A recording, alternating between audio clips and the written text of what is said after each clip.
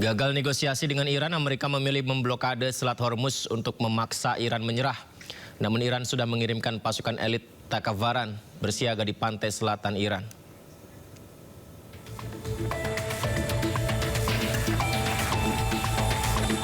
Amerika mulai memblokade Selat Hormuz sejak Senin 13 April. Langkah ini diambil setelah negosiasi dengan Iran gagal. Eskalasi konflik sejak akhir Februari memuncak dengan langkah yang dipilih Amerika. Trump menyebut bahwa pemerintahannya akan memblokade kapal-kapal yang membayar tarif lintas Selat Hormuz ke Iran. Tarif itu disebut Trump sebagai tol ilegal. Trump telah menginstruksikan Angkatan Laut AS memblokade di perairan internasional ke semua kapal dari semua negara yang akan memasuki maupun keluar dari perairan Iran. Kapal induk Amerika terbesar USS Gerald R. Ford juga kembali berlayar menuju Timur Tengah pasca perbaikan di pangkalan militer Amerika di Teluk Souda, Pulau Kreta Yunani akibat kebakaran. Berdasarkan data pelacakan penerbangan terbaru, jumlah jet tempur dan pesawat serang telah tiba di kawasan Timur Tengah. Sekitar 2.000 personel dari Divisi Lintas Udara ke-82 Angkatan Darat AS berpotensi dikerahkan dalam beberapa hari ini. Menyambut blokade dan kemungkinan invasi Amerika, media Iran Tehran Times merilis pengerahan Komando Operasi Khusus Angkatan Laut di pantai selatan Iran.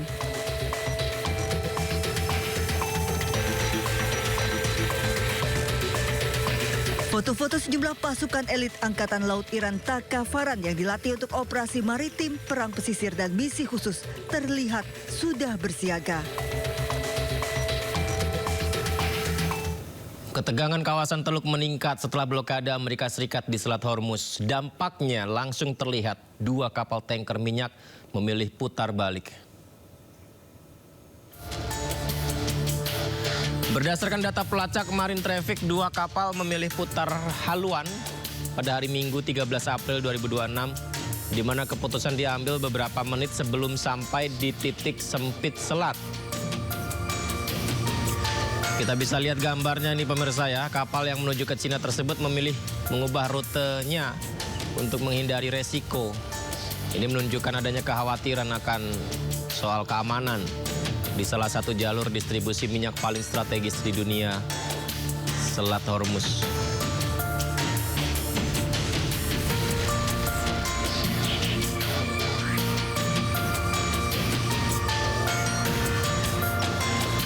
Amerika juga menebar pasukannya di Timur Tengah pasca gagalnya perundingan dengan Iran.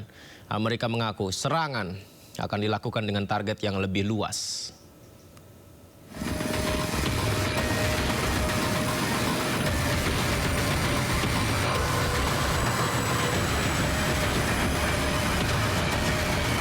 Pasca gagalnya proses perundingan gencatan senjata lanjutan dengan Iran, Amerika Serikat terus meningkatkan pergerakan militernya ke kawasan Timur Tengah. Berdasarkan data pelacakan penerbangan terbaru, sejumlah jet tempur dan pesawat perang telah tiba di kawasan Timur Tengah. Sekitar 2.000 personel dari Divisi Lintas Udara ke-82 Angkatan Darat AS berpotensi dikerahkan dalam beberapa hari mendatang. Selain itu, ribuan pelaut dan marinir dilaporkan tengah menuju wilayah yang sama untuk memperkuat kesiapan militer Amerika Serikat. Saat ini kapal-kapal induk Amerika Serikat masih terus berjaga di Selat Hormuz. AS juga sudah mengirimkan pesawat bombernya ke pangkalan militer mereka di Timur Tengah. Selat Hormuz resmi ditutup. Presiden Amerika Serikat Donald Trump menegaskan akan menyerang kapal yang keluar dari pelabuhan Iran. Sementara itu Cina mengingatkan Amerika untuk tetap mengedepankan diplomasi, bukan ancaman.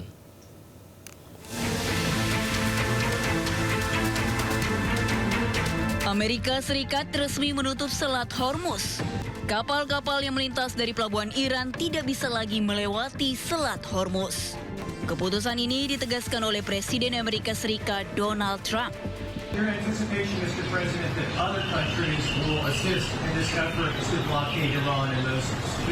Yeah, other countries are going to also. Which countries, sir? We don't need other countries, frankly, but they've offered the services. We'll let it be known probably tomorrow. Has the blockade started, sir? Yeah, started 10 o'clock.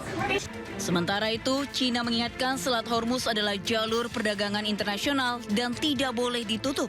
Cina juga membantah mengirimkan senjata ke Iran. 霍尔木兹海峡是重要的国际货物和能源贸易通道，维护该地区的安全稳定和畅通，符合国际社会共同利益。海峡通航受阻的根源在于伊朗战事，解决这一问题的出路是尽快停火止战。各方应该保持冷静和克制，中方愿继续发挥积极建设性作用。中国在军品出口方面一贯采取慎重、负责任态度，根据本国出口管制法律法规及承担的国际义务，实施严格管控。我们反对无根据的抹黑。 Saat ini, kapal-kapal induk Amerika Serikat masih terus berjaga di Selat Hormuz. Tidak hanya di laut, Amerika Serikat juga sudah mengirimkan pesawat bombernya ke pangkalan militer mereka di Timur Tengah. Ya, tak mencapai sepakat dalam negosiasi di Pakistan, Iran menegaskan kemungkinan Selat Hormuz terbuka. Penasihat media Presiden Iran mengatakan, pemirsa, solusi untuk Selat Hormuz itu ada, karena tidak mungkin selat itu tetap tertutup selamanya.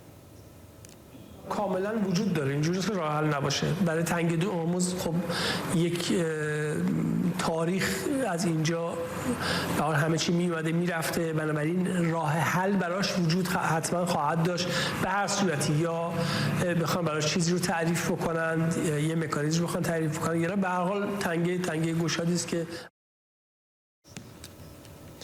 Serangan Israel dan Amerika Serikat ke Iran menyisakan kerusakan parah pada sejumlah fasilitas medis.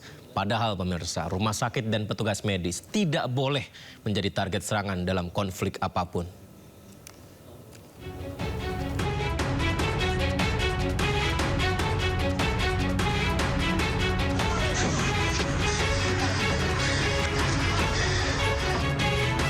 Lima hari perang antara Amerika Serikat, Israel, dan Iran memakan korban tak hanya dari militer tapi juga sipil. Di Iran, serangan Israel dan Amerika Serikat merusak sejumlah fasilitas medis dan pendidikan, mulai dari rumah sakit hingga pusat farmasi. Institut Pasteur Iran menjadi salah satu lokasi yang rusak parah. Laboratorium hingga peralatan di pusat penelitian medis dan farmasi tertua di Iran rusak. Israel dan Amerika Serikat sudah menyerang lokasi ini sebanyak 3 kali. Padahal institut ini tidak terkait dengan militer. دشمن در حملاتی که داره انجام میده یکی از مهمترین موضوعاتی که مد نظرش هست امنیت و ساختارهای امنیتی رو مورد آسیب قرار دادن و خب یه مجموعه مثل انسپاسو ایران تبلور امنیت سلامت کشور در حقیقت محسوب میشه در نتیجه به ظن و تصور خودش شاید از همون جنس همونطور که جایی داره مرکز نظامی رو مورد حمله قرار میده جایی که داره سلامت مردم رو تضمین میکنه رو هم خواسته بهش خدشه وارد بکنه و Saat ini, Iran sudah melaporkan serangan terhadap sejumlah fasilitas kesehatan dan pendidikan ke organisasi internasional. PBB pun mengingatkan serangan ke fasilitas ini melanggar aturan internasional. Sementara itu, Presiden Amerika Serikat Donald Trump menyebut Paus Leo lemah menyusul desakan sang pemimpin tertinggi umat Katolik terkait upaya mengakhiri perang di Iran. Trump justru menegaskan dirinya bukanlah penggemar sang Paus. Pernyataan Trump tersebut dilontarkan di akun media sosial miliknya. Trump menyebut Paus Leo lemah dalam memberantas kejahatan dan pengembangan senjata nuklir. Hal ini disampaikan Trump menyusul pesan lantang Paus yang menentang perang. Trump mengingatkan Paus Leo agar bertindak sebagai pemimpin umat dan bukan politisi. Trump juga menegaskan dirinya bukanlah penggemar sang Paus. Saat perang Amerika Serikat Israel versus Iran pecah, Paus Leo menyampaikan khutbah Minggu Palma di Vatikan bahwa Tuhan tidak mendengarkan doa-doa orang yang berperang. Paus Leo secara terbuka juga mendesak Trump untuk menyudahi konflik di Iran karena menganggap perang tersebut mengerikan. I don't think he's doing a very good job. He likes crime, I guess. He hit us. Think of it. He's worried about fear. What about the fear when the ministers and the priests and all of those great people that were arrested during COVID, and in many cases they're outside 10 feet apart, and they were arrested. So we don't like it. We don't like a pope that's going to say that it's okay to have a nuclear weapon. We don't want a pope that says crime is okay in our cities. I don't like it. I'm not a big fan of Pope Leo. He's a very liberal person, and he's a man that doesn't believe in stopping crime. He's a man that doesn't think that we should be toying with a country that wants a nuclear weapon so they can blow up the world. I'm not a fan of Pope Leo. Ya, dan merespon kritikan Trump tadi, Paus Leo menyatakan dirinya tak ingin berdebat dengan Trump. Dia menegaskan dia bukan politisi seperti yang disebut Trump dan menekankan ia tak takut dengan pemerintahan Trump. Sebelumnya Paus Leo menyambut baik rencana gencatan senjata Amerika dan Iran sebelum perundingan antara kedua belah pihak ternyata tidak menghasilkan kesepakatan apapun. Solo attraverso il ritorno al negoziato si può giungere alla fine della guerra. Esorto ad accompagnare questo tempo di delicato lavoro diplomatico con la preghiera. Sementara itu hubungan Inggris dan Amerika Serikat terus memanas setelah Inggris memastikan tidak ikut dalam blokade Selat Hormuz.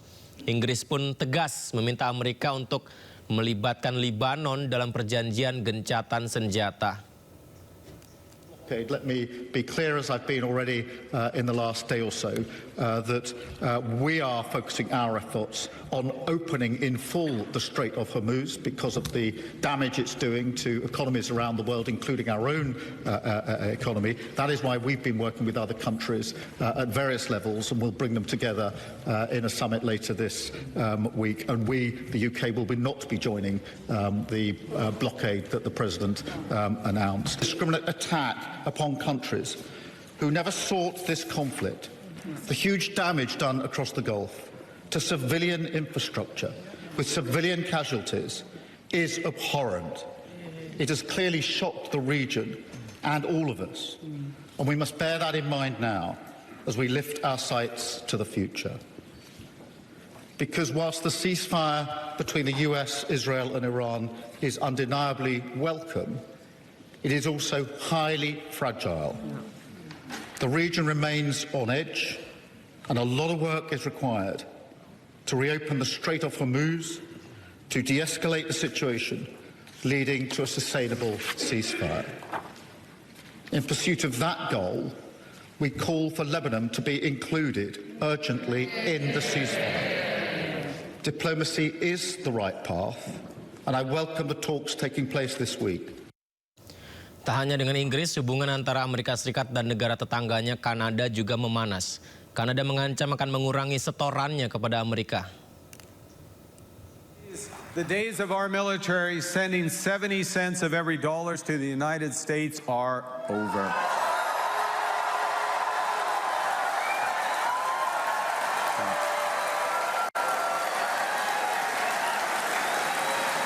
We are going to build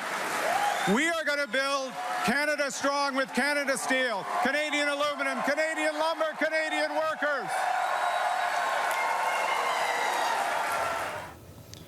Ribuan orang berkumpul di Skardu, Baltistan, Pakistan, menentang agresi militer Amerika Israel terhadap Iran.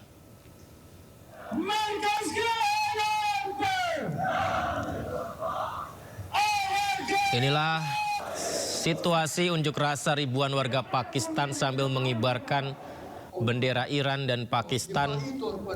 Para pengunjuk rasa mengutuk serangan AS Israel ke Iran. Aga Bakir Hussein Al-Husaini, Presiden Organisasi Anjuman-e-Imamiyah Baltistan, mengutuk serangan keji Amerika ke sekolah Iran. Menurut Organisasi Kedokteran Forensik Iran mengonfirmasi bahwa 278 siswa dan 67 guru tewas akibat serangan rudal Tomahawk Amerika di sekolah Minab. Sejak pecahnya agresi militer Amerika Israel ke Iran pada 28 Februari, setidaknya 3.375 warga Iran telah tewas.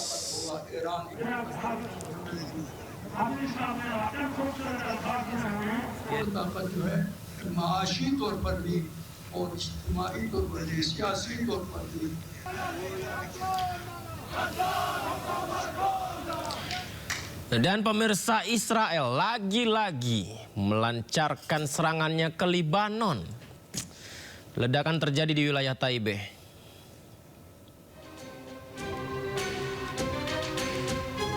Israel kembali serang Libanon. Serangan terjadi di Libanon Selatan.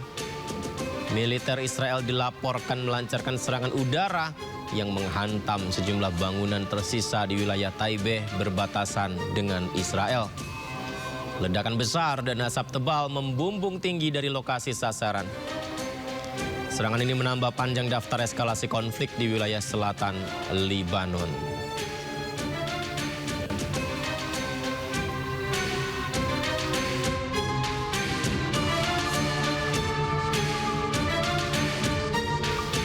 Israel menyerang markas tim Palang Merah Libanon di kota Tire. Akibatnya sejumlah ambulans milik Palang Merah rusak, bahkan 1 orang meninggal dunia.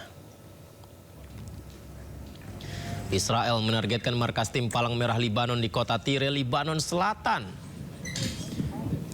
Palang Merah dan petugas medis yang seharusnya dilindungi justru menjadi korban serangan. Petugas medis berhamburan keluar gedung menyelamatkan diri, di mana akibat serangan seorang warga gugur saat dalam perjalanan ke rumah sakit. Sejumlah kendaraan termasuk ambulans milik penyelamat Palang Merah Libanon rusak. Pemirsa, gelombang serangan Israel menyasar wilayah sipil, tenaga medis, infrastruktur dasar.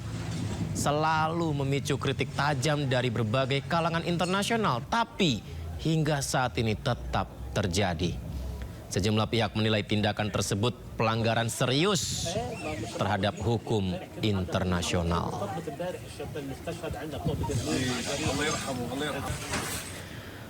Tentara Israel menerbitkan rekaman yang menunjukkan seorang pemuda meninggal akibat serangan drone FPV di Libanon Selatan.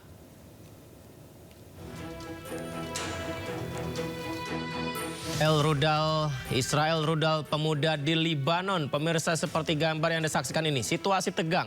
Serangan pesawat tak berawak Israel terus berlanjut. Diketahui serangan drone Israel kali ini telah menewaskan seorang pemuda di Libanon Selatan. Serangan yang merupakan bagian dari konflik terus berlanjut antara Israel dan kelompok bersenjata di Libanon seringkali melibatkan penggunaan drone FPV.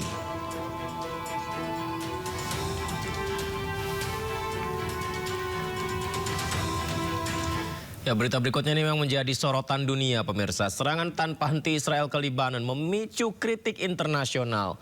Sejumlah negara bahkan mengingatkan agar Libanon tidak menjadi Gaza kedua. Sementara itu, Perdana Menteri Israel Benjamin Netanyahu tegaskan memperluas target serangan ke Libanon.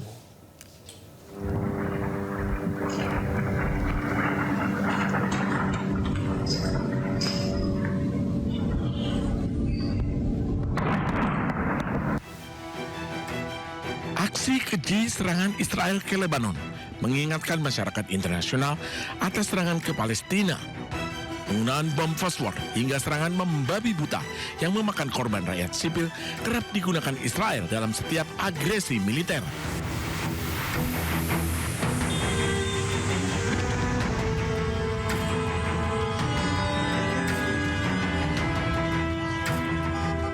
Delapan kota menjadi target serangan Israel. Dalam 10 menit, 100 target menjadi sasaran serangan Israel. Serangan ini pun memicu reaksi keras dunia internasional.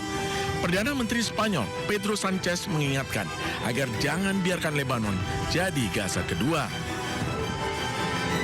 Y de un orden global basado en reglas. No podemos quedarnos solamente con, el lamento, la frustración. En fin, basta con mirar a Gaza para ver cuáles son las consecuencias de esta violación que se está haciendo del derecho internacional. Por eso, desde Europa también debemos ser claros, porque hay muchos países de ese llamado sur global que están mirando a Europa y que lo que quieren es que no cometamos esto de los dobles estándares, de la doble vara de medir en función de cuál sea el caso, si afecta más o menos a Europa. No permitamos una nueva Gaza en el Líbano. Sementara Perdana Menteri Israel Benjamin Netanyahu tegaskan tidak akan berhenti menyerang Lebanon. לכם והם נלחמים היטב, המלחמה נמשכת, כולל בתוך רצועת הביטחון בלבנון שבאה איתי לפני שעה קלה. מה שאנחנו רואים זה שאנחנו סיכלנו את איום הפלישה ללבנון באמצעות רצועת הביטחון הזאת, מרחיקים את סכנת ירי הנ"ט. האויבים שלנו, איראן וציר הרשע, הם באו להשמיד אותנו, וכעת הם נלחמים פשוט על ההישרדות שלהם.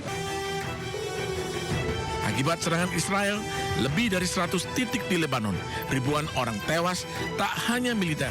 Israel juga menyasar sipil, pasukan perdamaian, dan fasilitas medis. Sementara itu sebuah bangunan tempat tinggal di kota pesisir Naharia porak-poranda usai dihantam roket Hizbullah pada hari Senin. Dari video amatir puing-puing reruntuhan bangunan hunian berserakan usai dihantam serangan roket Hizbullah. Petugas penyelamat melakukan pencarian evakuasi korban dari puing reruntuhan bangunan. Akibat serangan ini seorang wanita usia 60 tahun mengalami luka ringan akibat ledakan dan pecahan kaca dan langsung dirawat. Satu orang lainnya dirawat di lokasi karena alami kecemasan akut. Pemirsa, pasukan pertahanan Israel IDF menyebutkan sekitar 7 roket ditembakkan ke arah kota, di mana sistem pertahanan udara berhasil mencegat 6 proyektil. Namun, 1 roket dilaporkan mengenai bangunan tempat tinggal. Sementara Hizbullah mengklaim bertanggung jawab atas sejumlah serangan di wilayah Israel Utara. Sirine peringatan serangan udara berbunyi lebih dari 15 kali di seluruh wilayah itu.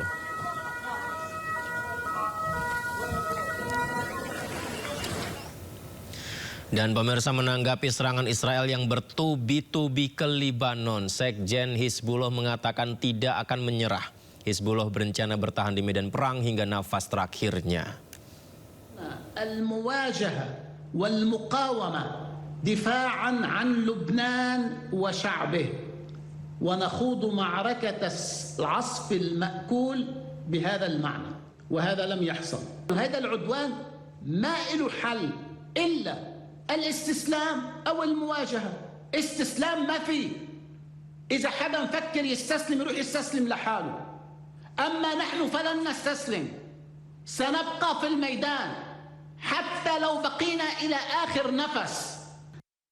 Setelah merampungkan agenda kenegaraannya di Moskow, Rusia, Presiden Prabowo Subianto tiba di Paris, Prancis pada Senin malam. Pertemuan antara Presiden Prabowo dan Presiden Macron akan menjadi momentum penting Indonesia menyampaikan pandangan strategis terkait dinamika global.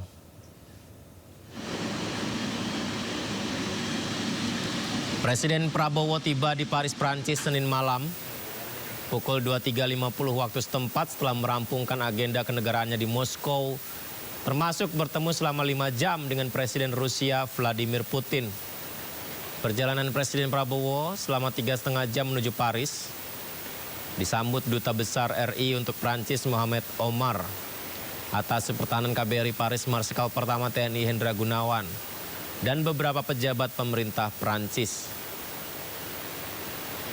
Kita bisa saksikan pemirsa Presiden Prabowo yang tiba ya dan langsung menuju ke lokasi pertemuan. Dijadwalkan Presiden bertemu 4 mata dengan Presiden Prancis Emmanuel Macron di Istana L'Elysée Selasa waktu setempat. Pertemuan antara Presiden Prabowo dan Presiden Macron akan menjadi momentum penting bagi Indonesia menyampaikan pandangan strategisnya terkait dinamika global termasuk soal perang Iran versus Amerika dan Israel yang saat ini masuk di tahapan gencatan senjata.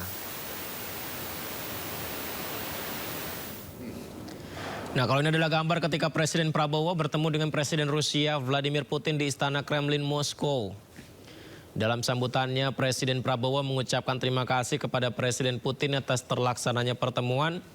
Putin menyampaikan apresiasi atas kehadiran Prabowo serta menyoroti intensitas hubungan bilateral yang dinilai terus berkembang. Dua pemimpin ini pemirsa membahas berbagai isu strategis meliputi energi, antariksa, pertanian, industri, serta farmasi.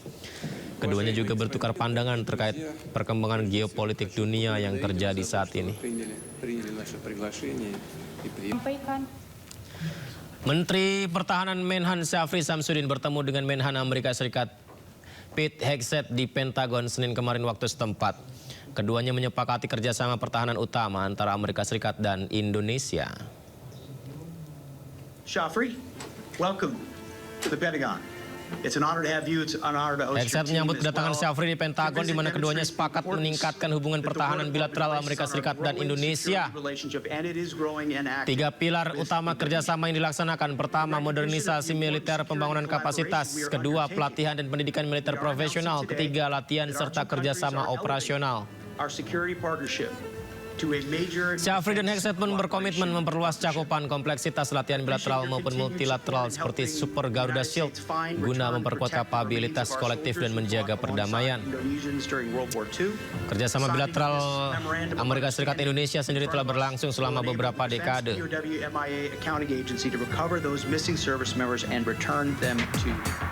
Namun pemirsa, di tengah pertemuan kedua menteri, sebuah dokumen pertahanan Amerika Serikat yang dirahasiakan diduga bocor ke publik.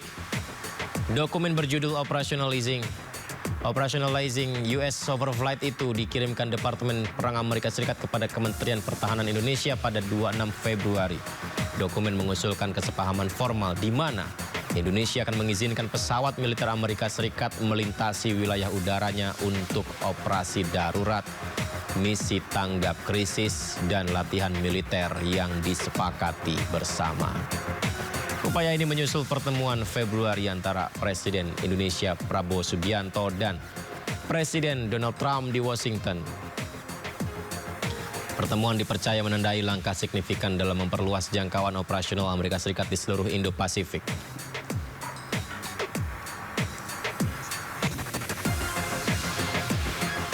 Pemirsa, gagal negosiasi dengan Iran, Amerika memilih memblokade Selat Hormuz dan menyandera pelabuhan-pelabuhan. Apa imbas blokade ganda untuk ekonomi Iran dan dunia?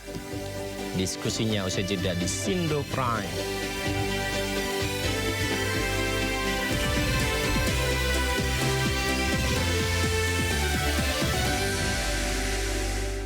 Terima kasih masih bersama kami di Sindo Prime. Pemirsa, gagal negosiasi dengan Iran, Amerika memilih memblokade Selat Hormuz untuk memaksa Iran menyerah. Namun Iran sudah mengirimkan pasukan elit Tagavaran bersiaga di pantai selatan Iran.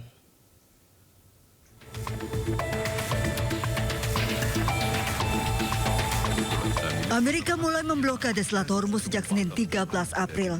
Langkah ini diambil setelah negosiasi dengan Iran gagal. Eskalasi konflik sejak akhir Februari memuncak dengan langkah yang dipilih Amerika.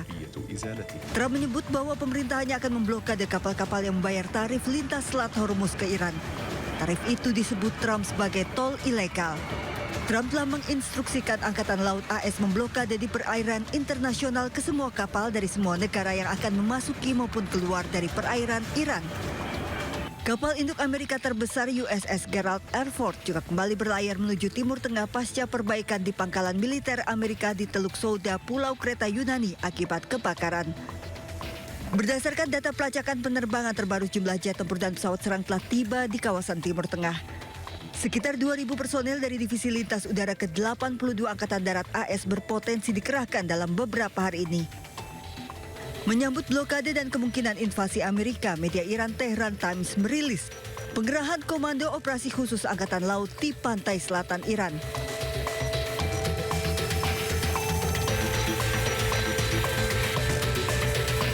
Foto-foto sejumlah pasukan elit Angkatan Laut Iran Tagavaran yang dilatih untuk operasi maritim, perang pesisir, dan misi khusus terlihat sudah bersiaga.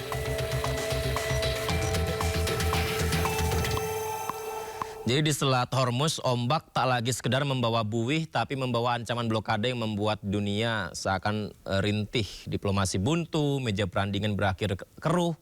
Kini pelabuhan Iran dikunci rapat, membuat ekonomi jatuh berlabuh. Amerika Serikat, pemirsa, memilih jalur sanksi ekstrim menutup akses pelabuhan di pesisir Persia. Pertanyaannya, siapa yang sebenarnya sedang dihukum? Teheran yang terisolasi, ataukah kita semua yang akan membayar harga BBM setara langit tinggi? Kita bahas lebih dalam, pemirsa, bersama narasumber istimewa kita yang hadir di studio, Direktur The National Maritime Institute Namarin, Siswanto Rusdi. Selamat malam Pak Siswanto. Selamat malam, apa kabar? Baik, alhamdulillah. Sehat ya Pak ya? Sehat, alhamdulillah. Jadi Pak Siswanto, kondisinya sekarang ini seperti apa Pak? Selat Hormuz ditutup, perundingan di Pakistan tidak berakhir dengan baik, artinya kesini-sininya pelabuhan-pelabuhan di Teluk Persia ditutup, diblokade? Jadi sebetulnya dengan kondisi hari ini tetap Iran yang lebih beruntung. Iran lebih beruntung? Lebih beruntung karena yang banyak tertahan itu kan kapal-kapal di dalam teluk. Sementara Amerika itu kan di sekitar Laut Arabia ini, yaitu mulai dari Oman. Nah, ini lautnya agak lebih lebar dibanding Selat Hormuz. Selat Hormuz itu sekitar 33-34 kilometer lebarnya, dan itu betul-betul di sisinya Iran. Di depan Iran itu kan ada Oman ya. Nah, cuman Laut Oman itu berbatu karang, sehingga sulit kapal bernavigasi di situ. Akhirnya pilihannya tetap ke sisi Iran. Baik, Pak Siswanto, kita sambil melihat informasi gambar yang ada di plasma ya, kita hadirkan terlebih dulu supaya lebih jelas nih Pak. Ya. Saya bacakan terlebih dahulu ya Pak Siswanto. Amerika Serikat ancam blokade pelabuhan-pelabuhan Iran. Salah satunya Bandara Imam Khomeini, pusat impor makanan dan gandum, pelabuhan curah utama, layanan jaringan kereta api. Pulau Kark, terminal ekspor minyak mentah utama, kritis untuk ekspor minyak Iran. Asaluyeh, zona energi Pars Selatan, ekspor petrokimia dan gas, pusat industri gas alam. Kemudian Chabahar, gerbang ke Asia Tengah, penting untuk perdagangan non-minyak, hubungan ke India dan Afghanistan. Baik, Pak Siswanto mungkin bisa dijelaskan satu persatu, tapi nanti izin sambil mengarah ke layar juga Pak ya, sambil dijelaskan tentang plasma ini. Seperti apa sebenarnya Pak? Nah, jadi kan ini kan sampai ke situ ya. Yes. Nah, di sini nih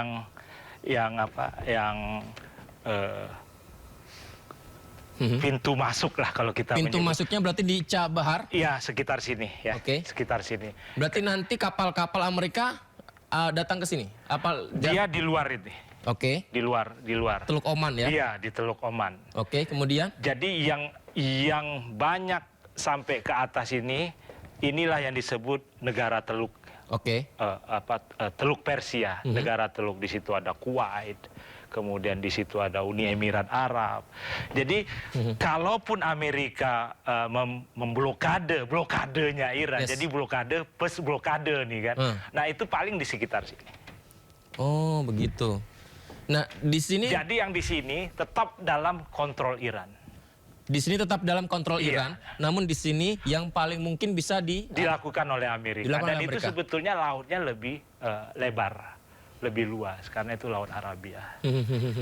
Artinya di Teluk Persia ini Pak, dari Iran sendiri sudah siap armada lautnya dengan... Dan sudah terbukti kan, ini sampai sekarang kan terkunci kan. Walaupun kapal-kapal tertentu diizinkan lewat. Misalnya kapal Malaysia, Thailand, Cina. Kapal yang lain nggak bisa. Jadi ini sebetulnya sudah tertutup bagi kapal-kapal yang tidak atau menjadi musuhnya Iran. Tapi terakhir juga kapal dari Spanyol lolos. Spanyol juga ya? Iya, Spanyol lolos. Karena Spanyol kan makin ke sini dia makin menjaga jarak atau berlepas diri dari Donald Trump. Jadi Iran membaca itu, oke, kita izinkan kapal dari Spanyol untuk lolos. Mengapa wilayah Teluk Persia di sini Pak bisa dikuasai dengan maksimal oleh kubu Iran Pak? Karena ini kan daerahnya tertutup ya. Jadi sempit sekali.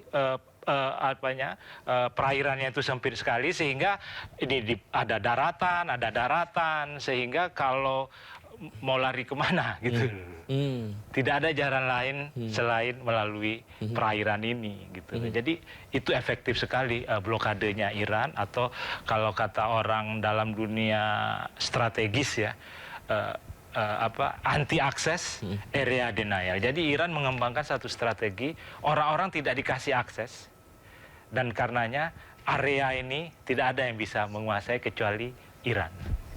Jadi itu A2AD kata orang-orang strategi, anti access area denial. Berarti Pak, apakah ancaman Amerika Serikat yang akan memblokade di tempat-tempat Iran ini Pak, itu tidak mungkin terjadi Pak? Bisa saja terjadi, tapi tidak efektif. bisa saja terjadi, tidak efektif. Tidak efektif, tidak seperti Iran. Iran efektif sekali. Dia akan kenakan $2 juta dibayar dalam mata uang Cina untuk kapal-kapal yang ingin lewat. Yuan ya? Ya, yuan. Amerika kan juga mau membatalkan itu atau paling tidak mengimbangi supaya ada kapal-kapal kapal-kapal itu membayar juga ke Amerika. Tetapi kan sekarang trennya karena sudah ditutup, di sini sudah ditutup, orang pindah ke bawah menuju ke Tanjung Harapan di Afrika Selatan. Itulah mengapa Pak Siswanto sampaikan ini lebih menguntungkan Iran tadi. Iya. Jadi yang tidak bisa masuk, apalagi ditambah dengan blokade Amerika, Laut Arabia, Teluk Oman. Orang akan ke bawah menuju Tanjung Harapan di Afrika Selatan, terus naik terus sampai nanti dia menuju Amerika atau Eropa. Dan ini udah mahal. Overprice lagi ya Pak? Overprice lagi. Jadi paling nanti yang akan kasihan itu adalah yang membeli. Karena harganya sudah naik, komoditasnya naik, ongkos angkutnya sudah naik. Jadi double. Kenaikannya itu double. Harga naik, ongkos naik. Iya, harga komoditasnya udah mahal. Kemudian diangkutkan pakai kapal. Kapal pun mengenakan berbagai macam tambahan. Ada biaya asuransi perang, kemudian ada biaya surcharge bahan bakar. Jadi artinya ini yang membuat dunia itu gelisah dengan kenaikan harga. Seluruh dunia gelisah dan terdampak, Indonesia juga berarti Pak? Oh ya udah terdampak kita kan. Sebetulnya kan yang kita lihat ini kan Presiden ke Rusia membawa Menteri Energi. Diberitakan oleh banyak media itu untuk mencari alternatif minyak. Rusia memang punya banyak sumur atau cukuplah sebagai produsen BBM atau crude oil atau apa saja. Nah kita kan selama ini tidak banyak membeli dari Teluk Persia, kita banyak membeli dari Angola. Ini katanya menteri ya, Angola, Mozambik, Nigeria. Tetapi itu kan di sini kan, di bawah tadi itu kan. Kalau itu kita beli, itu kan sekarang memutar lagi sampai masuk ke Samudra India, terus ke kita. Nah ini kan mahal jadinya. Akhirnya ya ke Rusia di ujung sana. Di sebelah sini Pak? Iya, di Pasifik. Artinya akan ada tambahan ongkos lagi? Tambahan ongkos lagi. Bisa saja mungkin Rusia akan menjual lebih murah karena dia tahu Indonesia dalam kondisi yang terjepit, kritis energinya. Tetapi kan kita kan juga harus ingat yang dibeli ini kan apakah crude atau sudah jadi BBM. Nah, kalau crude ya terpaksa kita harus mengirimnya dulu ke Singapura untuk disuling, diolah lagi. Jadi masih panjang menurut saya ceritanya. Kalaupun kita dapat dari Rusia gitu. Jadi tetap kita dalam keadaan genting lah. Wah. Baik, kita kembali lagi ke persoalan AS yang ancam blokade pelabuhan-pelabuhan Iran ini Pak. Sebenarnya ini peran dari masing-masing pelabuhan ini seperti apa sebenarnya Pak? Misalnya ketika Pulau Kark ini juga sering disampaikan dan sempat ada serangan juga di sana ketika gencatan senjata. Ini seperti apa sebenarnya Pak? Jadi ini kan sebetulnya kan Iran ini kan negeri yang kaya energi ya. Ya gas, kemudian BBM, petroleum ya. Nah jadi ini memang apa ya? Ada biasanya di bandar-bandar seperti ini mereka terkoneksi dengan daratan. Terkoneksi dengan daratan? Daratan. Jadi misalnya gini, ada layanan jaringan kereta api di Chabahar gitu juga. Di Chabahar gitu juga. Jadi Iran itu, yang kita ambil Chabahar ya. Chabahar itu dia ke Afghanistan. Afghanistan itu negara yang tidak punya lautan. Jadi dia terkunci di tengah darat. Nah salah satu atau satu-satunya jalan Afghanistan itu untuk sampai ke laut melalui Chabahar. Nah, jadi dan ini sudah beroperasi. Di Chabahar ini ada kerjasama dengan India, pembangunan pelabuhan Chabahar ini dengan India. Jadi bersama India, Iran mengakses pasar-pasar di Afghanistan, kemudian Tajikistan, daerah-daerah stan-stan gitu.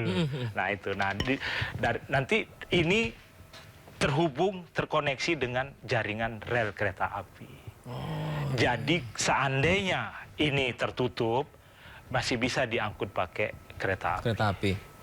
Dan jaringannya itu masif sekali. Berarti kalau begitu saya bisa simpulkan Iran ini sebenarnya baik pelabuhannya, selatnya, jalur-jalur mereka semua terkoneksi dengan kebutuhan seluruh dunia. Iya, jadi itu yang kita baru tahu hari ini. Sebetulnya Iran itu memiliki jaringan rel kereta yang luar biasa. Kalau kita kan ya maaf saja, kita kan yang intensif jalur kereta kita di Pulau Jawa. Di Iran hampir seluruh sentra industrinya terhubung dengan kereta.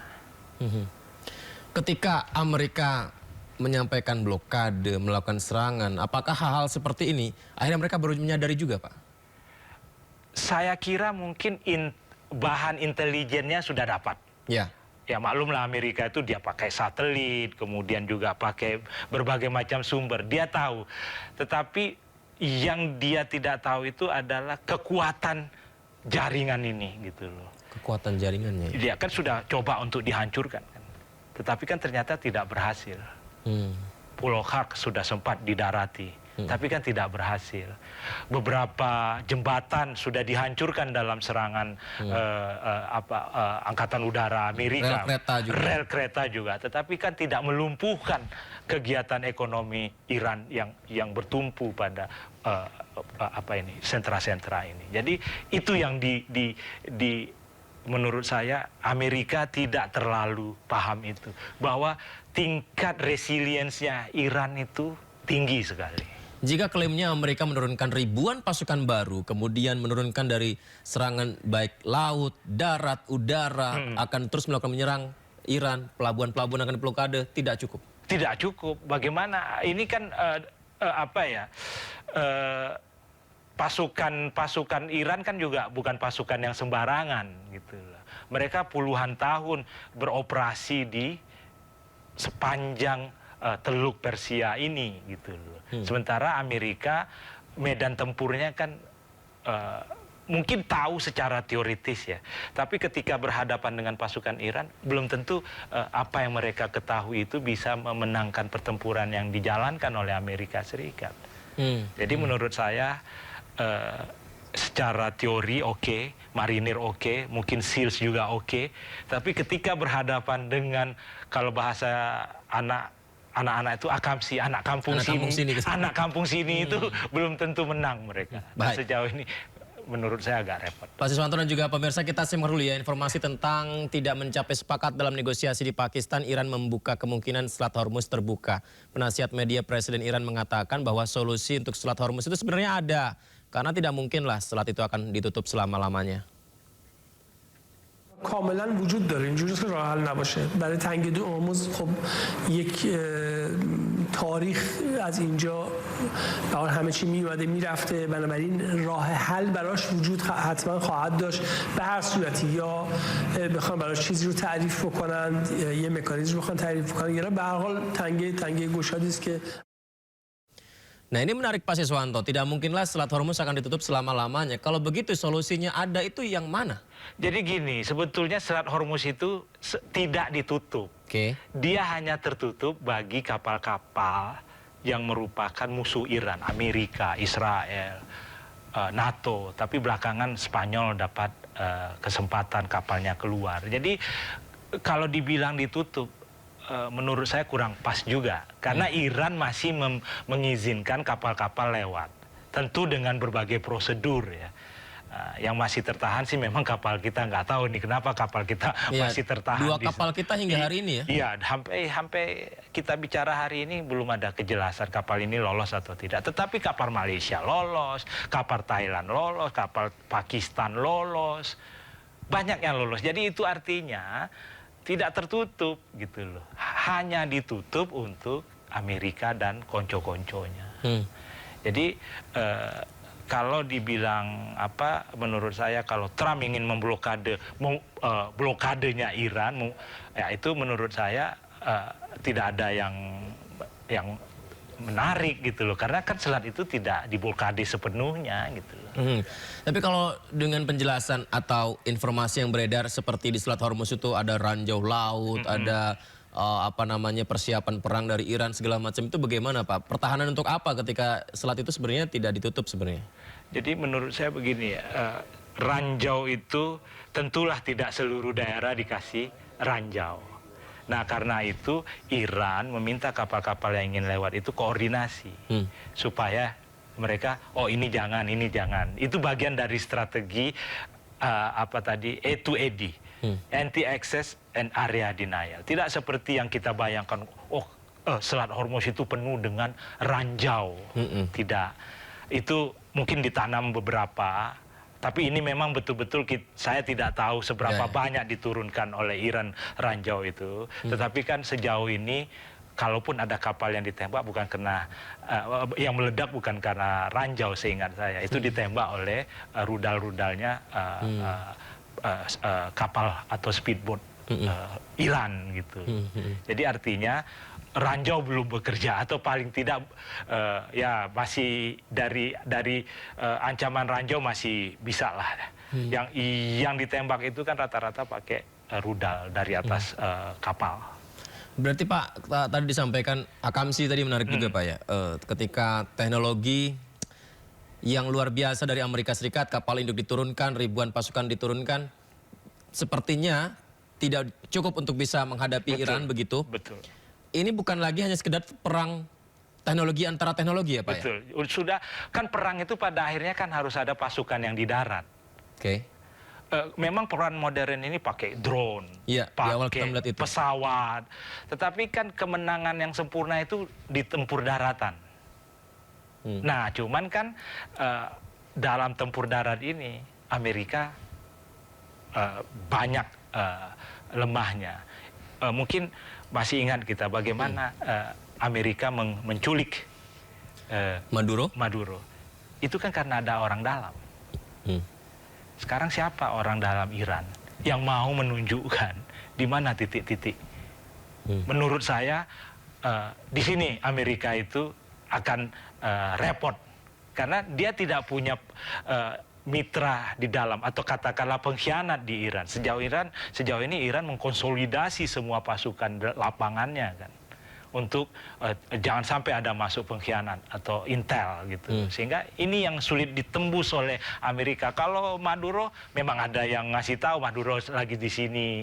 Akhirnya ada pasukan yang mengawal Maduro berkhianat. Maduro bisa diambil. Tapi itu tidak mungkin di Iran menurut saya. Tapi gimana dengan klaim kemenangan Trump? Salah satunya juga karena kita tahu Ali Khamenei wafat, kemudian Larijani gugur, dan beberapa petinggi militer di Iran juga gugur, Pak. Itu kan karena pemimpin agung Iran itu kan tidak mau sembunyi.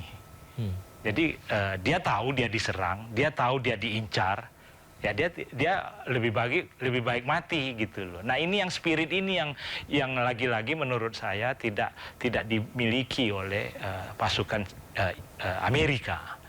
Rata-rata kan pemimpin Iran itu tewasnya kan karena dibombardir kan. Tidak ada yang kabur kan. Artinya mereka siap gitu loh. Dan ini memberi pesan kepada pasukan Iran, moralnya menjadi tinggi. Itu pemimpin aja siap mati. Nah menurut saya Amerika dengan segala kecanggihannya tidak memiliki aspek yang seperti ini gitu loh. Mungkin mereka begitu tertangkap langsung stres gitu loh. Tidak ada jiwa jiwa korsanya, tidak ada jiwa perlawanannya, itu tidak terlalu. Satu lagi mungkin Pak, ada serangan Iran ke pangkalan militer Amerika di negara Teluk. Beberapa negara Teluk mengalaminya. Kemudian ini juga upaya Iran menutup beberapa pelabuhan yang ketika dapat ancaman. Apakah strategi-strategi ini sporadis ataukah memang tersusun dengan rapi, Pak? Oh ini ingat nggak dulu waktu perang 12 hari melawan Israel? Ini kan juga ada wacana menutup Selat Hormuz. Jadi Iran sudah melatih pasukannya untuk bersiap-siap kalau terjadi perang Selat Hormuz ditutup. Karena begini juga, Selat Hormuz ini bukan sekedar selat. Selat Hormuz ini adalah bagian dari senjata Iran. Jadi dia bagian dari drone, misil. Ya selat salah satunya itu kata orang weaponized. Selat ini dijadikan senjata Iran. Terbukti kan dunia menjerit dibikinnya kan. Cukup tutup aja gitu loh. Nah ini strategi ini bagian yang tidak terpisahkan dari strategi perang Iran. Baik. Pak Siswanto, terima kasih banyak Pak. Sama-sama. Kita menunggu bagaimana perkembangan ke depan. Semoga perdamaian tercipta ya Pak. Iya, walaupun agak tipis ya. Terima kasih Pak Siswanto. Kita sudah berbincang bersama Direktur Namarin Siswanto terus di pemirsa. Tetap bersama kami, Sindo Prime segera kembali. Usai jeda, kami segera kembali.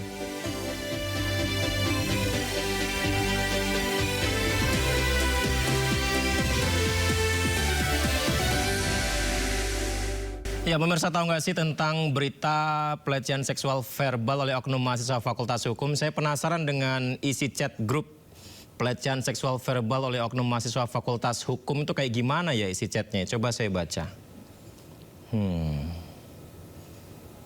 Ya ampun. Maaf ya pemirsa, saya pakai hand sanitizer dulu.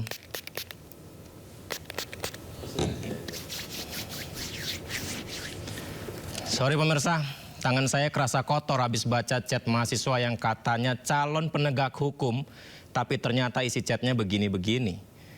Toga, gelar sarjana ini didapat pakai otak, tapi ingat dipertahankan pakai adab. IPK tinggi bisa bawa kamu ke interview kerja, tapi cuma adab yang bisa bikin kita jadi manusia. Buat apa pintar kalau isi kepalanya penuh dengan kata-kata melecehkan? Pemirsa, Fakultas Hukum UI tercoreng gara-gara ulas kelompok mahasiswanya. Belasan mahasiswa yang tergabung dalam sebuah grup WhatsApp melakukan pelecehan seksual terhadap perempuan setiap harinya. Dengan dikawal sejumlah petugas, 2 dari belasan mahasiswa Fakultas Hukum UI terduga pelaku pelecehan seksual di grup WhatsApp digiring ke sebuah ruangan. Di dalam ruangan itulah ratusan mahasiswa lain meluapkan emosi terhadap para terduga pelaku. Mahasiswa meneriaki terduga pelaku dan mempertanyakan motif di balik pelecehan seksual di grup WhatsApp yang viral beberapa waktu terakhir. Sambil menunduk, kedua terduga pelaku meminta maaf dan siap menerima sanksi sesuai aturan. Sebelumnya, viral pelecehan seksual di grup WhatsApp beranggotakan belasan mahasiswa Fakultas Hukum UI. Pesan di grup beranggotakan belasan mahasiswa laki-laki itu kerap berisi ucapan tidak pantas dan mengarah kepada kekerasan seksual terhadap perempuan. Setiap harinya, konten grup WhatsApp tersebut memicu kemarahan publik karena dinilai merendahkan perempuan. Pihak Rektorat UI masih melakukan penelusuran dan verifikasi terkait dugaan tersebut. Dari Depok, Jawa Barat, Yung Rizky iNews melaporkan. Ya, kita harus mulai belajar untuk tidak menormalisasi pelecehan seksual meskipun dalam bentuk verbal ya. Buntut kasus pelecehan seksual tersebut, Komisi 10 DPR RI akan memanggil Rektor Universitas Indonesia Heri Hermansyah. DPR mendesak kasus ini segera diproses dengan tegas sesuai aturan. Kampus harus betul-betul transparan, membuka ini semua kepada publik. Agar apa? Agar tercipta keamanan, kondusivitas yang ada di kampus. Ya tentu kami rencana sebelum reses akan memanggil Rektor UI dan Rektor kampus-kampus yang bermasalah terutama terhadap kekerasan seksual, kekerasan verbal, kekerasan fisik lainnya. Supaya apa? Supaya ada efek jera, tentu sanksi tegas harus diberikan. Di Permendikbudristek nomor 55 tahun 2024 itu sebenarnya sudah jelas diatur di situ. Mekanisme penanganan seperti apa, kemudian pencegahannya seperti apa, itu sudah jelas. Cuman kenapa ini bisa terjadi? Karena kita belum sungguh-sungguh menerapkan regulasi itu. Kemudian terkait sanksi, silakan sesuai dengan aturan yang ada. Kami di Komisi 10 mempertegas bahwa ikuti aturan. Tanpa memandang bulu, apakah itu nanti, kalau saya lihat di media kan ada yang backing segala macam, jalan saja. Kami di Komisi 10 pasti akan mendukung, menerapkan sanksi tegas itu. Kita tinggalkan dulu toga terhormat ini pemirsa. Kita lanjut ke informasi berikutnya. Viral di media sosial, seorang siswi di Kabupaten Langkat, Sumatera Utara minta keadilan ke Presiden Prabowo Subianto. Siswi berusia 15 tahun tersebut memohon penahanan orang tua dan penetapan dirinya sebagai tersangka dalam kasus dugaan pengeroyokan dibatalkan. Saya sebelumnya dan bapak saya korban kini menjadi tersangka, di mana Indra memukul bapak saya dan mendatangi bapak saya ke rumah. Tapi laporannya di Polres menyatakan bahwa saya dan bapak saya mengeroyok dia. Dan sekarang viral video seorang siswi berinisial LB usia 15 tahun yang mengadukan nasibnya ke Presiden Prabowo terkait penahanan ayahnya dan penetapan dirinya sebagai tersangka terhadap kasus dugaan pengeroyokan yang terjadi pada bulan Oktober 2025 lalu. Dalam unggahan video yang beredar, siswi ini menyampaikan bahwasannya dirinya bersama ayahnya dilaporkan ke Polres Langkat oleh laporan Indra Putra Bangun dengan tuduhan pengeroyokan dan telah dijadikan status tersangka meski merasa sebagai korban dalam peristiwa yang terjadi. Ayah LB kini ditahan di Rutan Tanjung Pura setelah seluruh berkas P21 dan dilimpahkan ke Kejaksaan Negeri Stabat. Sementara LB mendapatkan penangguhan penahanan karena masih berstatus pelajar. Dinas Pendidikan Wilayah 2 Provinsi Sumatera Utara mencoba melakukan mediasi atas video viral pelajar ini, juga tidak mendapati kata kesepakatan hingga proses hukum terus berjalan. Dinas Pendidikan Wilayah 2 telah melakukan upaya mediasi kepada kedua belah pihak, baik menjumpai Bapak Indra Putra Bangun dan anak kami Lolita Bangun beserta orang tuanya, yaitu pada hari Kamis tanggal 9 April 2026 dan pada tanggal hari Sabtu 11 April 2026. Hasilnya tidak tercapai perdamaian di antara kedua belah pihak yang berseteru. Ya, saya pun melaporkan ke Polres Langkat dan begitu pun lantaran kami keluarga, kakek kami, abang adik, jadi saya berupaya meminta maaf ada 14 kali. Karena permohonan maaf yang diharapkan pelapor tidak dipenuhi hingga proses hukum yang masih ada hubungan keluarga ini terus berlanjut. Indra Putra Bangun usia 39 tahun mengaku telah menjalankan vonis hukuman penjara atas laporan pertama oleh pelapor JIB usia 41 tahun. Dari Langkat, Sumatera Utara, Erwin Syah Putra, iNews melaporkan.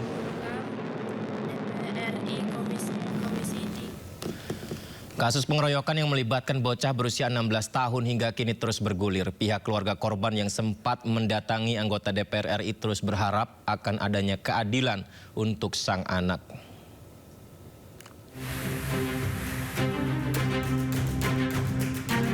Kasus pengeroyokan yang melibatkan DBS, bocah 16 tahun, hingga kini masih terus bergulir. Pengeroyokan yang melibatkan 4 orang pelaku, 2 diantaranya hingga kini masih berstatus DPO. Diketahui saat pengeroyokan terjadi, DPS berusaha menolong Junara yang merupakan karyawan orang tua si bocah, serta melerai pengeroyokan tersebut, dan atas peristiwa ini, DBS dijadikan tersangka. Sebelumnya, DBS sempat dilakukan pemanggilan pertama untuk pemeriksaan oleh pihak kepolisian. Namun DBS tidak datang atas panggilan tersebut, lantaran DBS sedang mempersiapkan ujian sekolah. Sementara itu, pihak keluarga DBS sempat mendatangi perwakilan anggota DPR RI, berharap adanya keadilan untuk sang anak. Datang ke sekolah dia, datang sekolah 4 kali. Polisinya pun 4 orang, 5 orang setelah datang sekolah untuk menanyakan anak kita. Alasannya untuk melengkapi berkas. Kenapa Polsek Medan Barat masih mau menangani kasus pengaduan daripada para tersangka, para terpidana diterima di Polsek Medan Barat? Dan yang paling sangat miris hati kami, mereka membuat seorang anak yang melerai kejadian pengeroyokan yang dilakukan mereka, hanya melerai dijadikan menjadi tersangka pengeroyokan juga. Kan tidak masuk di akal. Mana mungkin satu orang mengeroyok 4 Sebelumnya, seorang bocah berusia 16 tahun dilaporkan ke polisi atas kasus pengeroyokan. Sementara dari rekaman kamera pengawas, bocah tersebut berinisial DBS hanya melerai pengeroyokan yang terjadi pada salah satu karyawan toko milik orang tuanya. Korban bernama Junara Alberto Hutahian telah membuat laporan ke Polrestabes Medan pada tanggal 3 November 2024 terkait kasus pengeroyokan terhadap 4 pelaku. Usai membuat laporan, pihak kepolisian memanggil keempat pelaku dan menahan 2 dari 4 pelaku.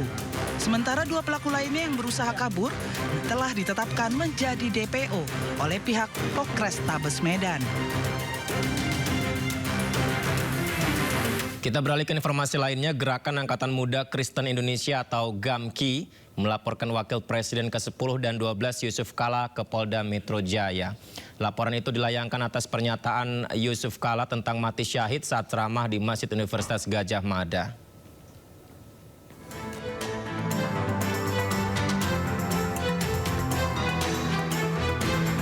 Puluhan anggota Gerakan Angkatan Muda Kristen Indonesia atau GAMKI mendatangi Polda Metro Jaya. Mereka melaporkan Wakil Presiden ke-10 dan 12 Yusuf Kala terkait dugaan penistaan agama. GAMKI yang mewakili 19 lembaga Kristen membawa rekaman pernyataan Yusuf Kala di sejumlah media sosial sebagai barang bukti. Pernyataan Yusuf Kala soal mati syahid terkait konflik di Poso saat memberikan ceramah di Masjid Universitas Gadjah Mada dinilai tak sesuai dengan ajaran Kristen yang cinta damai.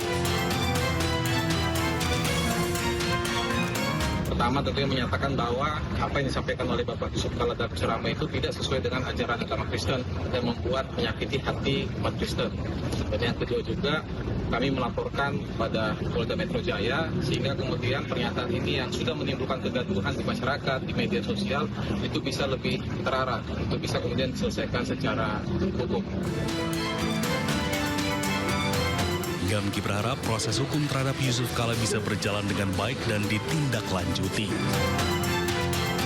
Dari Jakarta, Helmi Sajangbati, iNews melaporkan. Menanggapi laporan Gerakan Angkatan Muda Kristen Indonesia Yusuf Kala melalui juru bicaranya Hussein Abdullah menegaskan bahwa pernyataan tersebut disampaikan dalam konteks pembelajaran dari konflik masa lalu. Hussein juga menilai potongan video yang beredar tidak utuh. Jadi kalau lihat di postingan beberapa sosial media itu kelihatan bahwa pidato Pak JK memang terpotong atau mungkin sengaja dipotong sehingga menimbulkan salah penafsiran. Dan Pak JK sebenarnya tidak berbicara dalam konteks konsep perang suci yang dimaksud, ya, tetapi menggambarkan bagaimana susahnya sebuah atau suatu konflik antar agama dihentikan karena masing-masing menganggap bahwa apabila membunuh dan dibunuh itu masuk surga. Jadi ini pandangan mereka yang bertikai, bukan pandangan dari Pak JK. Ya, pandangan atau realitas sosial pada saat itu, dan ini terjadi di tengah masyarakat. Sehingga Pak JK justru meluruskan. Jadi meluruskan bahwa apa yang Anda lakukan ini, saling bunuh, itu tidak dibenarkan. Dua-dua Anda masuk neraka. Tidak ada satupun agama yang membenarkan orang untuk saling membunuh. Itu inti pesan dari Pak JK. Sebelumnya, ceramah Wakil Presiden ke-10 dan 12 RI Yusuf Kala di Masjid Universitas Gadjah Mada jadi sorotan. Dalam ceramahnya, JK sempat menyinggung konflik dan menyinggung kata mati syahid saat konflik di Poso dan Ambon bagi umat Kristen. Jadi ceramah Yusuf Kala di Masjid UGM Maret lalu dapat sorotan. GAMKI dan lembaga Kristen menyoroti pernyataan Yusuf Kala saat ceramah di Masjid UGM. Dalam ceramahnya JK menyinggung pengalaman masa lalu, konflik di Poso dan Ambon, dan menyinggung kata mati syahid bagi umat Kristen.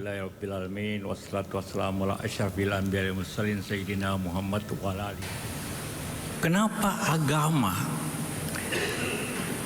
gampang jadikan alasan konflik kayak di Poso, Ambon? Karena kedua-duanya Islam dan Kristen berpendapat mati atau menewaskan orang, mati atau mematikan, itu syahid. Semua pihak, Kristen juga berpikir begitu. Kalau saya bunuh orang Islam, saya syahid. Kalau saya mati pun saya syahid. Akhirnya susah berhenti. Namun pemirsa, kami berusaha untuk mencari keberimbangan ya. Video ceramah tersebut ternyata hanyalah sedikit dari cuplikan pidato Yusuf Kala sehingga menjadi multitafsir. Di lanjutan videonya masih ada. Yusuf Kala menegaskan tidak ada ajaran agama apapun termasuk Kristen juga membenarkan pembunuhan. Yusuf Kala hanya menceritakan upaya memperbaiki kesalahan kepercayaan dan konflik di masa lalu. Ia membunuh merasa syahid, hebat. Bagaimana menghentikan benda mereka yang begitu?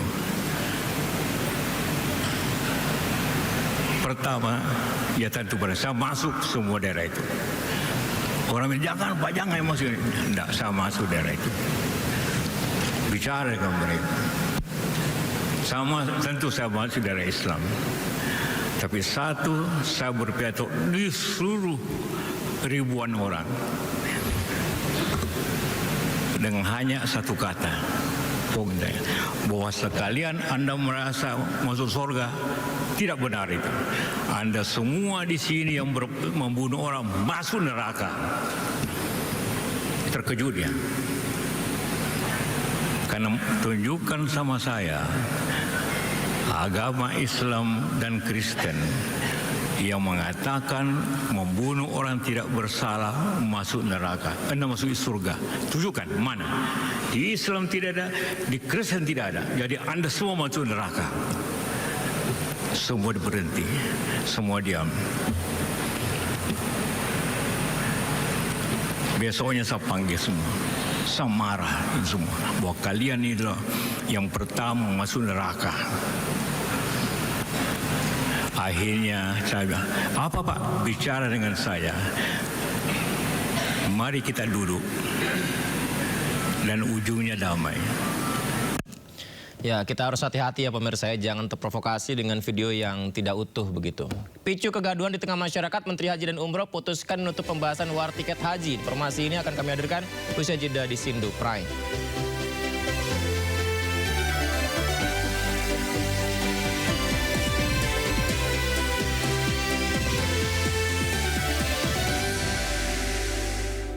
Menteri Haji dan Umroh Muhammad Irfan Yusuf memutuskan menutup sementara pembahasan terkait sistem war tiket haji lantaran memicu kegaduhan di masyarakat.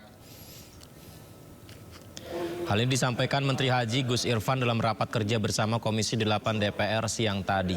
Gus Irfan menjelaskan gagasan war tiket haji awalnya muncul sebagai salah satu alternatif untuk menjawab panjangnya daftar tunggu keberangkatan haji yang bisa mencapai puluhan tahun.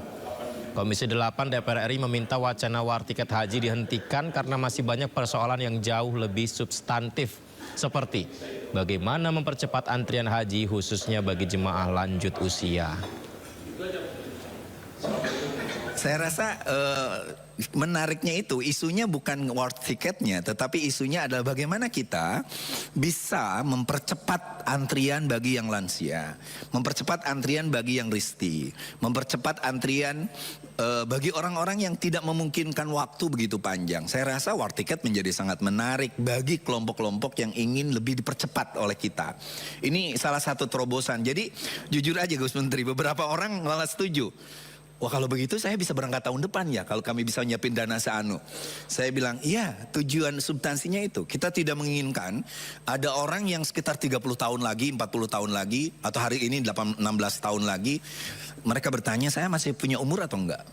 Nah war tiket ini menjadi harapan bagi kita. Seperti pola Qur'ah atau undian yang pernah kita lakukan. Karena haji itu kan betul-betul tergantung nasib. Di samping nisab dan nasab.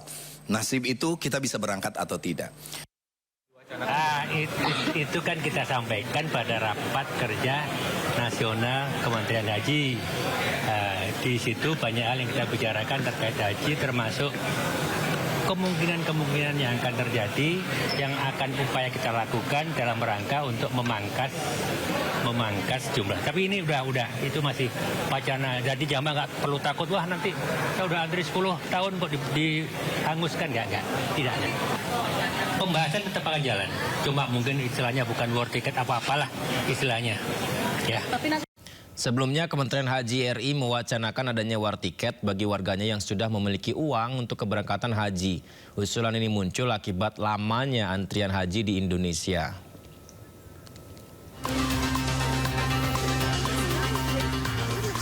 Haji merupakan rukun Islam kelima yang sangat diimpikan setiap muslimin dan muslimah. Namun, lamanya antrean haji yang bisa mencapai 26 tahun membuat warga kesulitan beribadah di saat tubuhnya masih prima. Menanggapi antrean panjang jemaah haji, pemerintah melontarkan pernyataan akan mengkaji kebijakan baru, yaitu skema war ticket. Kebijakan ini ditujukan bagi masyarakat yang telah memiliki kesiapan dana dan ingin mendapatkan kesempatan berangkat haji lebih cepat di tahun yang sama. Jadi kita dikasih kuota oleh Saudi Arabia 200.000. Nah kemudian itu kita tetapkan harganya berapa. Kemudian nanti nggak perlu ngantri. Jadi masing-masing langsung pesan siapa yang dapat itu yang berangkat. Kita sedang memikirkan pola itu. Namun tentu juga kita harus pastikan yang selama ini sudah ngantri. Kan ada yang ngantri sekarang mulai haji itu 5,7 juta orang. Nah bagaimana perlindungan terhadap mereka? Jadi ini wacana ini sedang kita godok agar keinginan dan perintah Presiden supaya haji tidak ngantri itu bisa kita wujudkan. Diharapkan kebijakan ini dapat menjadi solusi atas panjangnya antrean haji di Indonesia tanpa mengurangi prinsip keadilan bagi seluruh calon jemaah. Tim Liputan iNews melaporkan. Kementerian Komunikasi dan Digital Kemkomdigi menyampaikan perkembangan kepatuhan platform terhadap PP nomor 17 tahun 2025 PP Tunas. Sejauh ini mayoritas platform sudah ikut aturan, namun YouTube dan Roblox pemirsa perlu melengkapi sejumlah persyaratan. Menteri Komunikasi dan Digital Mutia Hafid didampingi Dirjen Pengawasan Ruang Digital Komdigi Alexander Sabar dan Dirjen KPM Komdigi Vivi Alida Yahya menyampaikan perkembangan terkini terkait kepatuhan platform terhadap PP Tunas. Roblox dan YouTube dianggap masih perlu melengkapi sejumlah persyaratan. Nah, yang lolos atau sudah ikut aturan nih, platform media sosial seperti X, serta yang di grup Meta seperti Instagram, Thread, dan Facebook sudah mengikuti PP Tunas. Pemerintah juga mengapresiasi upaya TikTok patuh terhadap PP nomor 17 tahun 2025. Dan aturan turunannya permen terkait. Dan kami bersukacita bahwa hari ini pemerintah dapat menyampaikan apresiasi kepada platform TikTok yang juga sudah memutuskan bergabung dalam gerakan bersama untuk melindungi anak-anak khususnya di Indonesia. Berdasarkan laporan terbaru, TikTok telah melaksanakan berbagai kepatuhan yang ditandai dengan yang pertama, menyerahkan surat komitmen kepatuhan kepada pemerintah Republik Indonesia terkait komitmen untuk menjalankan hal-hal yang tertera di dalam PP Tunas dan juga Permen.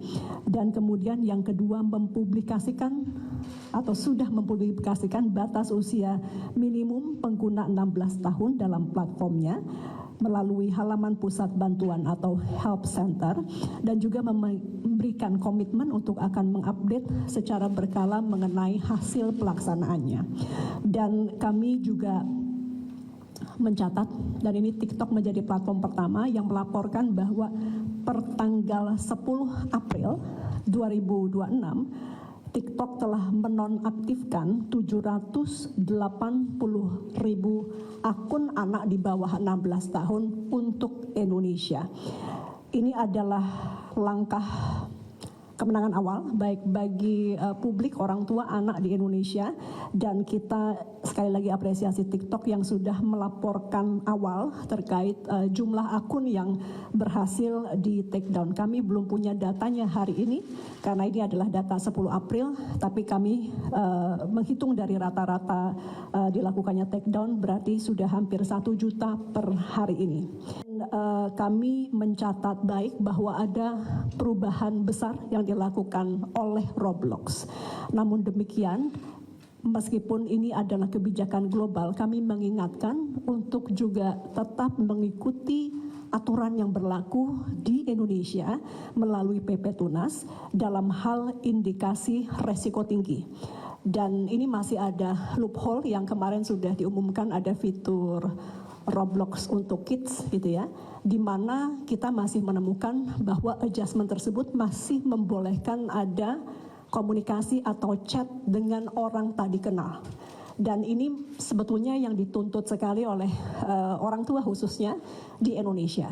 Sehingga dengan berat hati, meskipun sudah melakukan adjustment yang cukup banyak, kami belum dapat menerima proposal dari Roblox untuk menyatakan bahwa Roblox telah mematuhi. Jadi artinya ini belum, kita tetap nilai bahwa ini belum ada kepatuhan terhadap PP Tunas.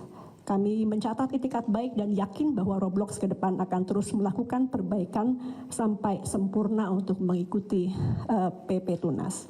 Sudah mendapat komitmen kepatuhan dari X, dari Bigo Live, dari seluruh grup Meta yaitu Instagram, Facebook, Threads, dan juga kemudian dari TikTok. Dan ini menjadi langkah awal kemenangan sekali lagi bagi publik di Indonesia, anak-anak yang di bawah 16 tahun berjumlah 70 juta serta khususnya orang tua. Kami akan terus berkomunikasi baik secara formal maupun informal dalam hal diskusi mengenai fitur dengan dua platform yang belum mematuhi, yaitu Roblox dan juga YouTube. Badan Pusat Statistik menemukan 11.000 keluarga penerima manfaat yang tidak layak lagi menerima bantuan sosial. Temuan tersebut berdasarkan pemutakhiran data terpadu sosial ekonomi nasional 2026. Badan Pusat Statistik menemukan 11.014 keluarga penerima manfaat yang tidak layak lagi menerima bantuan sosial dari pemerintah berdasarkan pemutakhiran data terbaru pada Data Terpadu Sosial Ekonomi Nasional atau DTSEN 2026. Angka tersebut setara 0,06% dari total penerima bansos pada kuartal pertama yang mencapai 18,15 juta keluarga. Kepala BPS Amalia Adininggar Widyasanti mengungkapkan, selain pembersihan data, BPS juga berhasil memetakan tingkat kesejahteraan bagi 27.176 keluarga yang sebelumnya belum teridentifikasi. Dari jumlah tersebut, sebanyak 25.665 keluarga dipastikan berada di desil 1 hingga 4 yang merupakan target utama penerima bantuan sosial. Dari hasil pemutakhiran DTSEN versi kedua ini, kami menemukan adanya inclusion error yang hanya 11.014 atau sebesar 0,06% dari penerima bansos triwulan 1, di mana total penerima bansos triwulan 1 adalah sebesar 18,15 juta keluarga. Inclusion errornya sekali lagi hanya 11.014. Pemutakhiran DTSEN ini menjadi landasan utama distribusi bantuan bagi masyarakat di lapangan agar tidak ada lagi tumpang tindih data. Pemutakhiran data juga terkait dinamika kependudukan yang sangat cepat di berbagai daerah.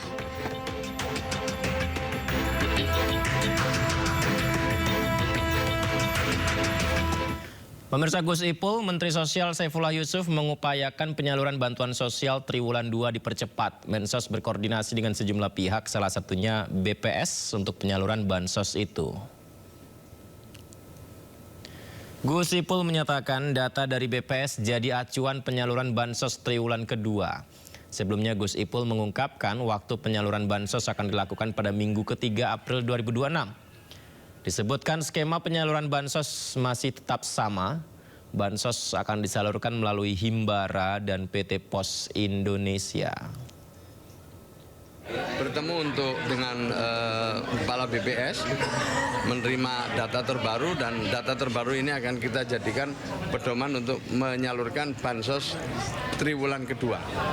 Insya Allah kita akan percepat penyalurannya selama datanya memang sudah kita terima, dan kita akan koordinasi dengan Kementerian Keuangan dan seterusnya kita serahkan kepada atau kita salurkan lewat Himbara atau juga mungkin dengan PT Pos ya untuk Triwulan kedua. Ya, semoga bantuan sosial tepat sasaran dan informasi tadi sekaligus menutup Sindo Prime hari ini. Dapatkan informasi terkini terbaru di kanal YouTube Sindo News melalui portal menghadirkan berita daerah nasional internasional di sindonews.com. Yudi Hani pamit, terima kasih banyak. Saya doakan Anda sehat semuanya pemirsa. Sampai jumpa.